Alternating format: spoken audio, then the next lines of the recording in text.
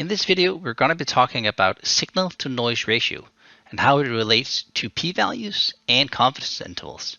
We're going to be discussing this in terms of one-way and two-way ANOVA. For the one-way ANOVA, we have one fixed limit and one varying limit.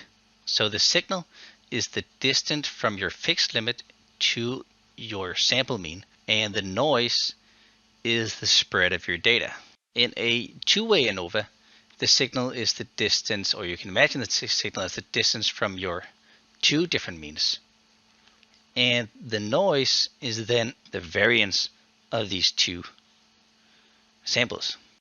When we talk about the noise of the data, we don't actually look just at the spread of the data. We look at the confidence interval of the data. The confidence interval of the data could be calculated something like this. So now your confidence interval is overlapping with whatever you're trying to be different than. That means you cannot prove the difference. But that's not saying that your sample is not good enough. You might just need to sample more in order to narrow down that confidence interval. The noise in two samples would then be the confidence interval of 1x and the confidence interval of the other x. And if those two are overlapping, you can't prove the difference. But in this case, you can see that they're not. So there's actually a proven difference. While up here, it was not proven. Here I have an example where two different doctors have tried to prove that their diet make a weight loss that is higher than 0 kilograms. The difference between the two doctors is that one doctor have a sample size of 500, while the other have a sample size of 20.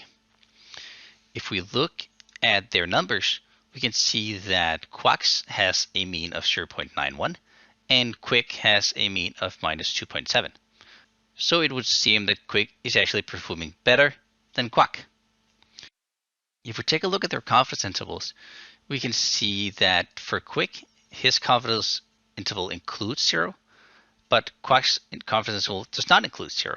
So as we discussed, if we made a ANOVA test, we can see that Quick has actually proven that his works, while Quack has proven that his does not work, because he has not been able to get 0 outside his confidence interval. The actual lesson here is that you cannot rely on p-value, because even though that Quack has proven that his diet is different from 0, I mean, what has he actually proven?